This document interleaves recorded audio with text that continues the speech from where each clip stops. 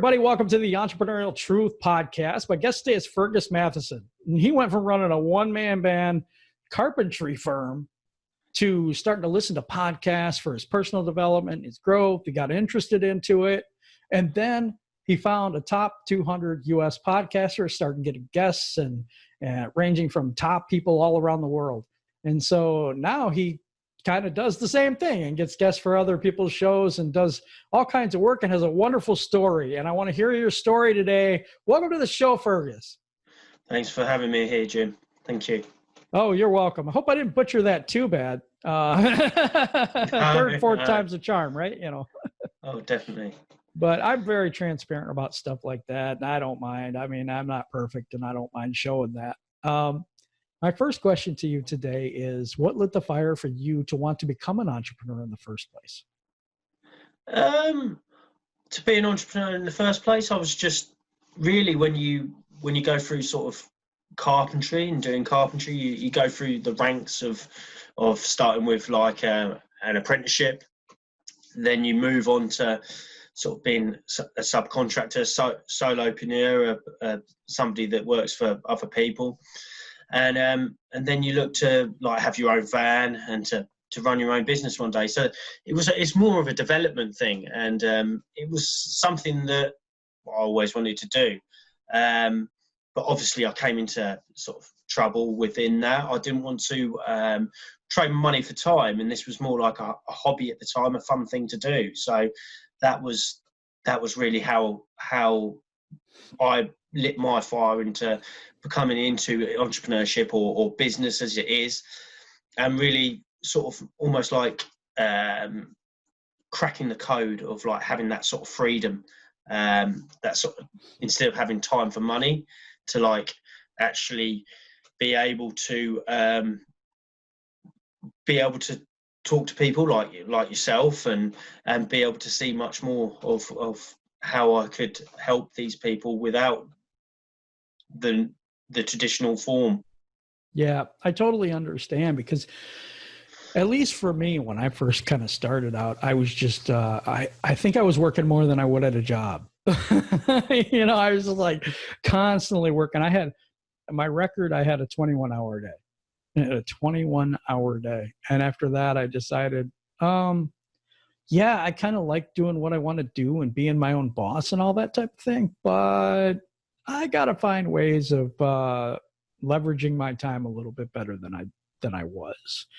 And so I started doing different things. So I, do a little bit of a podcast production now. So that's less time, more money type thing. And maintaining websites. It's another thing I do right now, that very little time, but it's I get some money for it. So it's like those type of things, trying to set up like a monthly income for myself. And that's what's been going on recently. Did you find when you first started to become an entrepreneur that you were working harder and longer than when you were than you would at a job? Oh, definitely. I mean, when I started my carpentry business, it was all the hours God sends. It was sort of 7 days a week, and you're working in the evenings as well, quoting, invoicing, that kind of thing, and going around into people's houses locally to obviously run through different jobs and stuff like that, and also being on the phone. So there was just me doing it, and there wasn't any sort of VAs or anything like that I was using, or any sort of service like that. I had a website and everything else, but very much myself, and I was getting led by the business. I still work in the carpentry and construction industry at the moment, just as a full-time job, while I sort of find my footing within the business. So I still do the construction side. I do joinery, so we do windows and doors, and that's for a local firm, but that just eases off the pressure from what the business I'm constructing at the moment.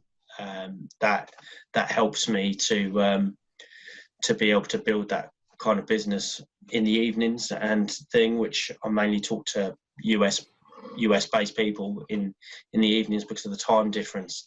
but eventually to relieve that time. Oh, okay. That makes sense. And it's very important for people out there to have a stable income or something while you're building your business. Don't be dumb like me and just jump off the edge, because I kind of did, But it's a journey, and sometimes that journey takes a lot of steps. I'd like to think the entrepreneurial journey is never an overnight success, and it's always a winding road, not kind of, oh, it's just going up like this. That's not how it goes up, and it goes down, it goes up. It's kind of crazy that way. One day you're successful and succeeding, and the next day you're like, okay, where's the bread coming from this month? It kind of happens that way. You mentioned that you started listening to podcasts for personal growth. And I was going to ask the question, do you have anything like either internal or external that is either holding you back now or has held you back in the past to achieving the goals that you want to achieve? Not necessarily, because I've been one of these people that I don't really like to leave anything on the table, if that makes sense, because it sort of grates at you. Yeah. It grates at you and it grates at me. So I like to try different things, even if I think that something may be not the way that it seems. I like to give it a good go and see if it doesn't work for me. If it does work for me, then I'll carry on doing it, because that's the most important thing. But I think it's always important to stretch those boundaries and actually give things a go that you wouldn't necessarily give a go, but because of the way that you might think, or history that you've done in the past sort of hold you back from making those decisions to actually do that within your business, because sometimes you get results that are different to what you actually think. That makes sense. I guess I meant my question. I'm going to give you a personal example though. At first, when I started doing podcasting and way back when, I just didn't think people would want to listen to what I have to say. Like, who am I? I mean, who am I to have these other people listen to me? That type of thing. You think that you're just you. I mean, but you don't realize how smart you really are. You don't realize how much skills you actually have. And you just think everybody knows how to do things, and that you don't know as much as you think you do, whatever. So you're out there and you're promoting and you're doing and you're thinking, crap, who's ever going to listen to this anyway? Those type of things. I guess that was mine, to just put it out there. So that was what I was talking about. Oh, definitely. I mean, earlier on in the year, I was actually on a food podcast. So what this involved was actually talking about different foods, different English foods, and not being funny, who am I to say what's good and what's not? I'm not coming from a chef's perspective or anything like that. But what I do have is the knowledge that you've had and your story that you've created. And for somebody else that maybe lives across the pond or lives in a different area, that might be interesting to them, and that might help them out. So why are you to judge in that way? And that's pretty much the way that I see it, as in that you really don't know until you try and put it out there. And sometimes these things are not as bad as how they seem as well. That's cool. Well, that's a good take on that. I mean, for me, it was just, I didn't come up from a rich background. I didn't really have money at the time. I didn't really have anything kind of, you know what I mean? So it was like, I'm talking about entrepreneurship, and I'm talking about, interviewing people that have just so much more than I do. And so it felt intimidating at first. It did, So that's. I think you'll always find things why you shouldn't, and really you should be finding things why you should.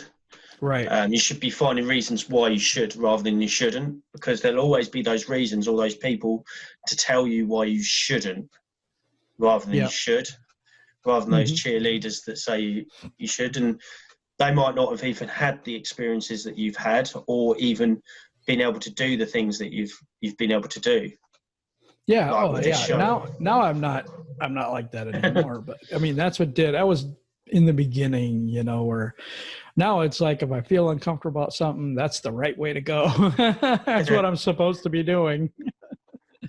I've got that down now, and I think that we only grow as a person.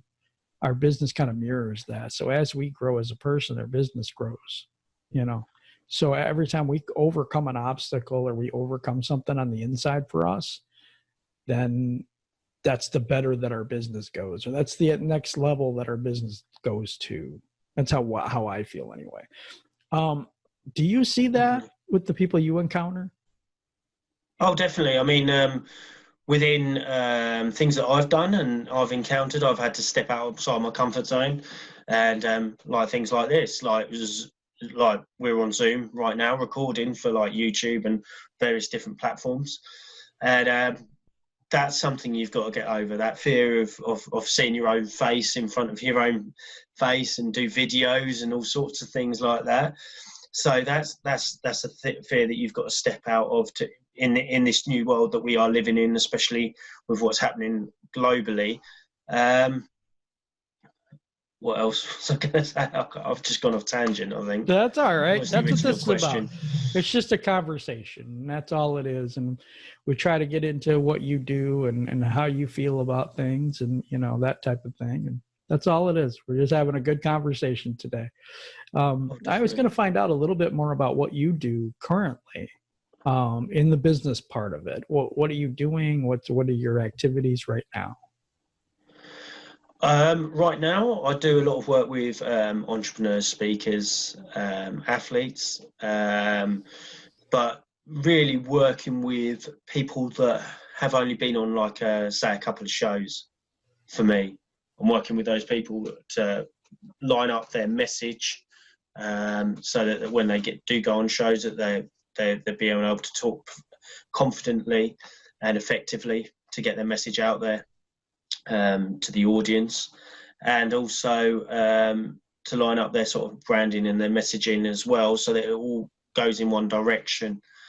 But yeah, just working with those people that know that they should be on podcasts, but don't necessarily know how to, but they know that they should be. And that's who I'm working with at the moment. And also do a lot of work for authors as well. So they're just a mixture of those two sort of criteria of people. I've worked with a mixture of people within the last 24 months that I've been running the business, but it doesn't always work to be able to work with everybody. You've got to really sort of nail it down and to build good to our foundations. I've found that I need to work with the person that needs to get on the shows, like I've said, to develop the podcast at the moment, to build good foundations for my business. Yeah, that makes sense. So you kind of connect the people to the podcasters. Is that right? Yes. So I connect them. I reach out to the podcasters, or if I've made friendships and connections within the podcast industry anyway. So by now, within sort of the 24 months that I've been working, I've been able to form relationships with them, which has meant that they'd usually, by that stage, then they can usually go off me supplying the guests, and they'd be fine with that. And it becomes a lot of transparency involved in this, because obviously you're being given things like scheduler links and information that that is quite sensitive, or can, within one throw of the dice, can destroy a reputation, if that makes sense. Yes. So within that, there's quite a lot of transparency, because in a lot of things you are just looking after your client, but within this you are looking after the other element, which is podcaster and making sure that they're getting the right guest on the right show, because the fact is that the podcaster, in 3 or 4 weeks' time, you might go back to the same podcaster and say, look, I've got another guest that I see that is important for your show. And you've got to keep that relationship going, as important as the client that you're representing. And obviously, you know, within that sort of almost keeping to a stage where you are there's sort of some sort of client confidentiality between that and keeping it under your hat, sort of thing. Oh yeah, that's a given in that type of a situation, because you're basically representing two people. You're representing the podcaster and the person that wants to be the guest. Is that correct? Am I reading that right? Yes, you are. I mean, obviously, you're working with the client to get him in front of the show of the podcaster, but you've got to respect both sides because of the relationship that you're trying to build with the podcaster, kind of thing. That makes sense. So the goal of the service is to get some of the people that aren't really that well established on more well established shows. Is that kind of the goal?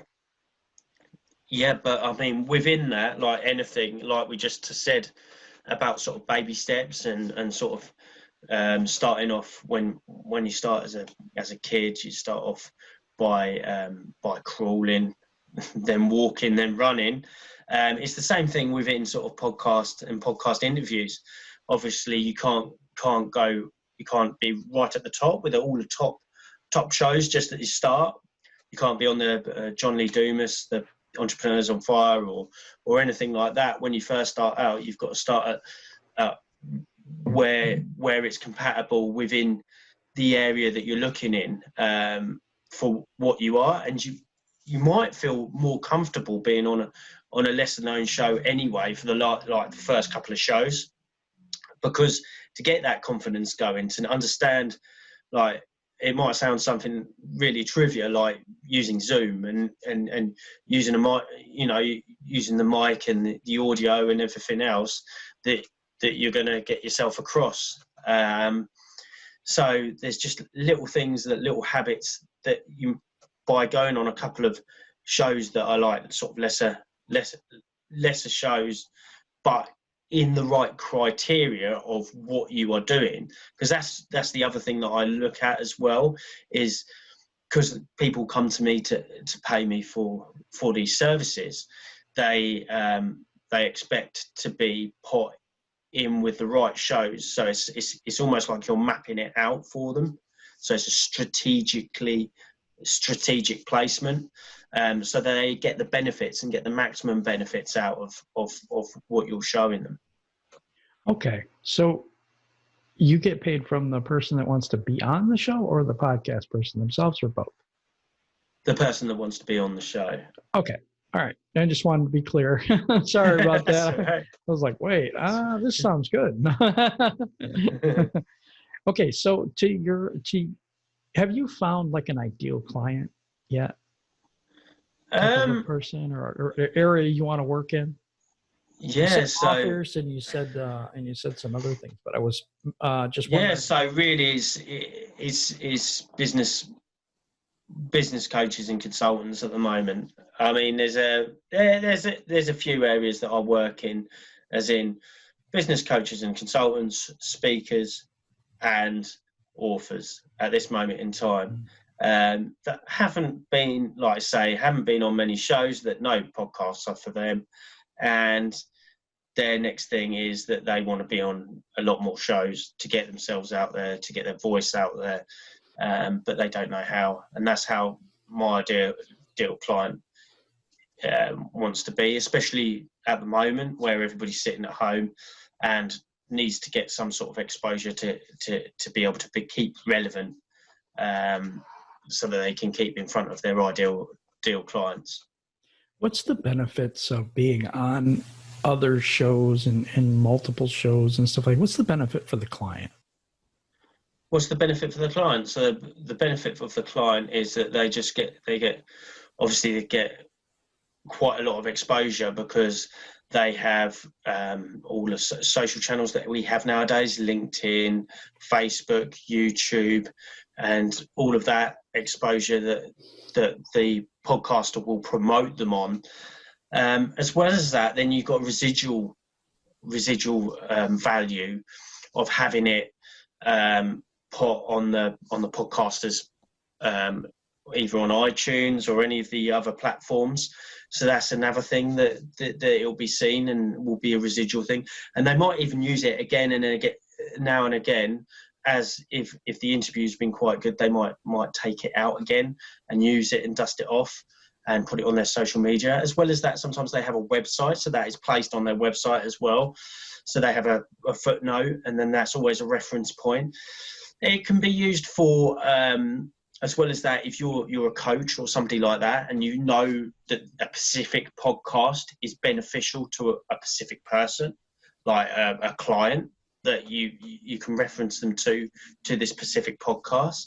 The other thing is that you yourself could have, most people do have now on their social brands, they've got a website with a media page with all the footnotes of the interviews that they've been on.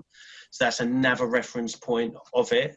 And obviously you can get things like that translate the podcast now, like things like AI, which then you can turn into blog posts and things like that. So there's many benefits of being on a podcast, and there's so much value that you can split it off into. And even the stuff like you can split it up and put it onto an app called Headliner for yourself, and there's many places of value where you can put this.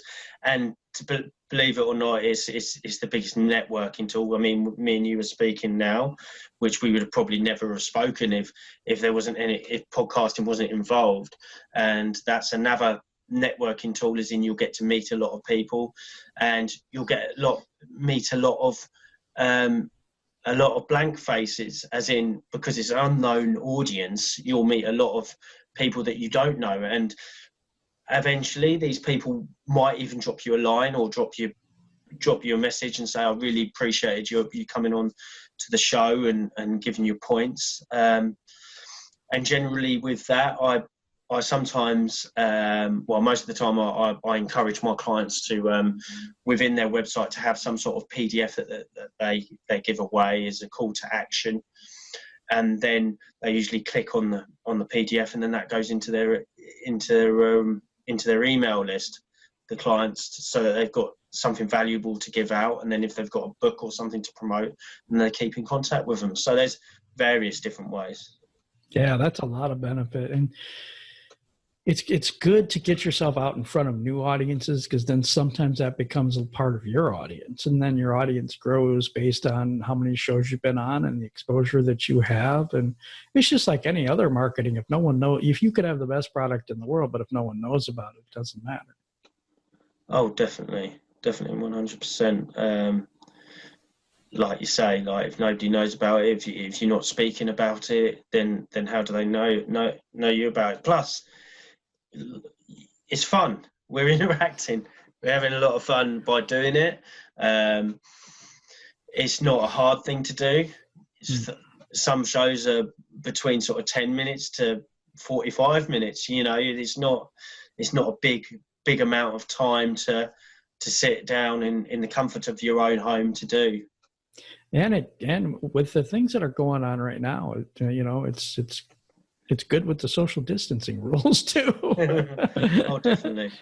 We were kind of ahead of the game a little bit. Oh, definitely. But yeah, with everything going on too, I found that business is pretty much booming right now, for me at least. I mean, I'm crazy busy usually. Have you found that too, since this whole thing has started? Yeah, I mean, I found out that a lot of people, depending on the industry that you're in, there's a lot of businesses that are obviously affected and have been shut down through this. But on the online space, the online businesses, they do seem to be booming. A lot of people are coming online, whether that's to learn or to see what's about, or to just communicate, keep in communication. So building new skills like we are now. Well, not like we are, but like they would be at home, as in keeping in contact with grandparents or mothers and fathers. So yeah, there's business has been booming for a lot of other industries. There has been a lot of casualties, though, unfortunately, as well. That's true. That's true. So anybody who's out there right now and you've kind of gone through the layoff or the furlough or outright lost your job, maybe it's time to think about an online business or something like that. And when you have those ideas and, and stuff, and you're ready to move, and you know what kind of an audience you want, you know what you're going to do, you could talk to Fergus and then find yourself on a platform where the same like-minded people will be listening to that, and because that's a key element. You don't want to go on a sports show if you're selling soap or something. Well, maybe you do. I'm not sure. You know what I'm saying. You don't want the wrong audience, and Fergus is good at getting you into the right podcast for the right audience for what you're doing.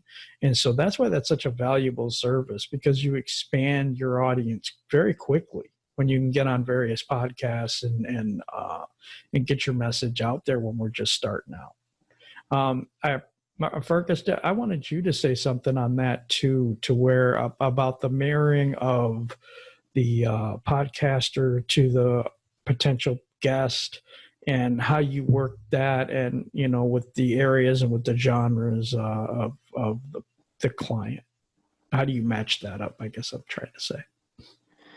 I try and sort of mind map it or strategically place it, as in I sort of try and work it out for the best of the client. I usually go through an application process.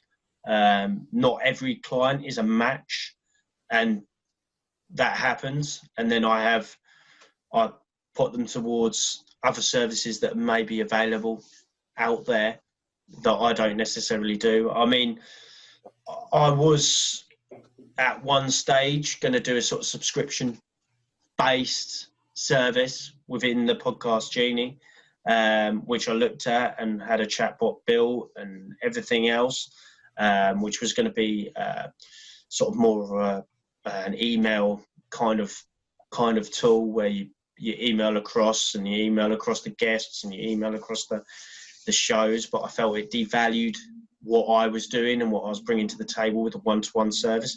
And at the end of the day, I like to work with people. I didn't want to have those barriers in place for that, and I felt that was almost watering down what I was offering. So I, to be honest, I spent quite a little bit of money on that, but I decided just to scrap it completely, because it didn't line up with where I wanted to go, and it didn't line up with what I wanted to achieve.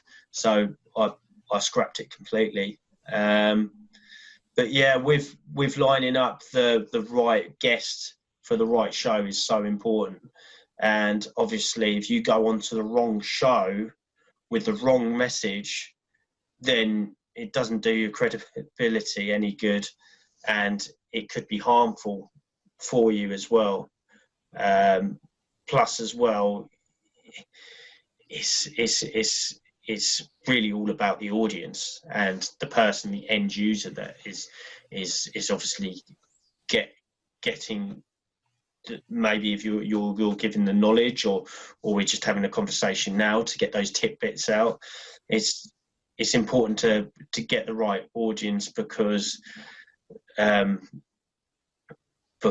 obviously it's not an advantage to them, and they're the people that you're trying to encourage. Yeah, absolutely. And it's been a long time since podcasting has really gotten specialized, almost liken it to hospitals and doctors, where there were big podcast for just about everything was, covered and stuff like that. And then it's gotten really specific over the years where it's like, okay, there's a podcast for, just podcasting equipment. Let's say there's a podcast for podcasting. There's a podcast for getting guests. There's you know what I'm saying? There's a podcast for about everything you want to know out there. And it's very important to be the right guest on the right show to show your expertise in that particular area of the place that where your guests are going to be, So that's very, very important, because if you put the right message to the wrong people, it doesn't matter. It doesn't make a difference. You're trying to sell the wrong thing. And also, it might not even get to that stage. It might not even be aired because it's not what the show wants. It's not for the show. You might because there's a lot of things about niching down in your specific areas of the podcast space. So a lot of people talking about I saw something recently about dog trainers, and I think it was somebody like Pat Flynn. Pat Flynn was talking about it, and he had a client that actually was doing dog training. But he said that even that area is getting a bit saturated now because there's so many there. And he said to his client, and tried to mind map what they did and what their specialist was. And their specialist area was to work with angry dogs and disobedient dogs. And they niched it down even further to those disobedient dogs. So that became more of a niche down and became more valuable in a way to that section of finding that crowd, that tribe of that section of what he was looking for. And that really, at the end of the day, was that woman's client base, because that's who she wanted to speak to, rather than the big client base of dog behavior. They were talking about the angry dogs. Yeah, because our problems are very specific. You know what I'm saying? We don't have generic problems. You know what I'm saying? So when we go looking and searching for, okay, how do I get my angry dog that wants to bite me all the time behave? I'm going to look up something along those lines as my keywords. And if your podcast and your genre is matching my problem, then yes, I'm going to want to pick you instead of just an attitude overall type of a thing. And that's what the specialization and the niching down and all that stuff is very, very important. And like you said, if you get that specific thing, you'll find that you'll get a lot more people that really want your stuff rather than a big generic thing where everybody gets lost in it. Oh, definitely. And you might not be talking to the right people that you want to attract either. So that's a big thing. As well as that, like sort of like people go for one type of thing, like just, and then they get lost in the melee of like 1,000 of these podcasts, and that's not helpful. Not at all. I agree with your niching down idea. It's just perfect, because most people, they don't understand that. They feel like if they broaden the net, and I'll give you an example. My partner on Lions on the Prowl, which is my other show, he was like, well, we should just do all 32 teams, and we should do the whole NFL, and we should do all this other stuff. And I'm like, if you serve everybody, you serve nobody. And I just couldn't get the idea across. There's people that are looking for their Lions news about their team, and that's who they want to see. They don't want to see all 32 teams. They want to see one team, their team. See, and we don't want to search for all the problems that we have. We want to search for the one problem that we have that we need to solve right now. Oh yeah, 100%. I mean, I've had many conversations. I mean, over in the UK, podcasting isn't as big as what it is over in the US, obviously, and Europe is catching up, but it's not to that stage yet, and it hasn't got the say the corporate sort of podcasts. And I've been talking with a few people over here about it, about how that you can have a podcast for your business, and show different areas of your business within a podcast, and how beneficial that would be within a podcast of different areas that you can give, and the knowledge that you can give back, and actually promote it in that way of having a podcast for that specific niche and specific industry. Like I say, over here we haven't got those sort of podcasts just yet.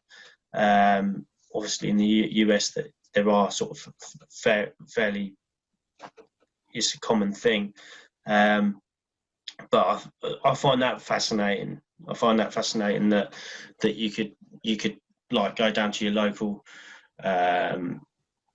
like restaurant, and you could have like a podcast about all the food that they supply, and how they do it, and how they prepare it, and what they use to what kind of knives they use to cut up the different bits and pieces.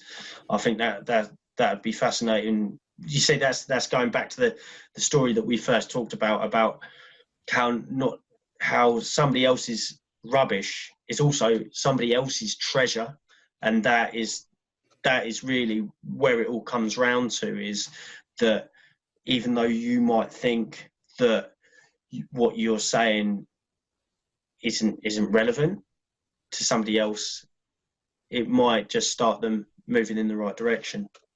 Definitely. That's why we do this, that's why we are on here making a difference and trying to help people. And first I was going to ask you if you would give people the ways they can get a hold of you. We will have it in the description below for YouTube, and on our other platforms it will be in the show notes. But anyway, if you want to tell them how they can get a hold of you, if they're interested in being on a podcast and they just don't know exactly where they fit and stuff like that, they might need more guidance, where can they find you?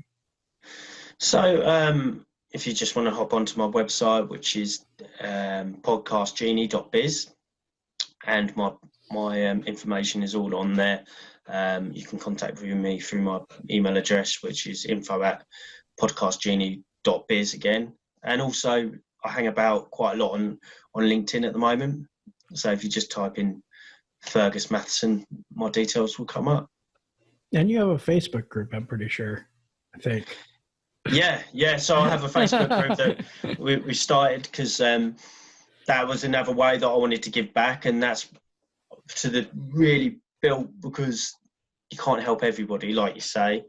And I wanted to keep in touch with the people that I can't help and help them along their journey.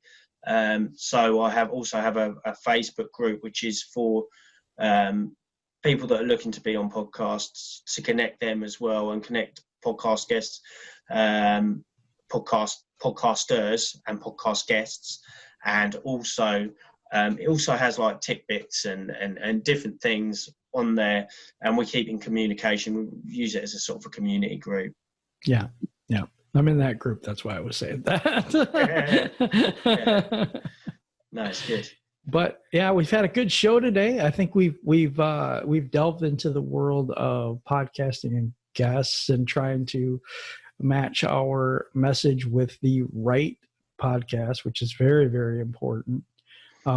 Is there anything you wanted to say to the audience and to the people that are listening to you right now before we leave? Just thank you for having me, Jim, and thanks for your audience for listening. And I wish you all the best.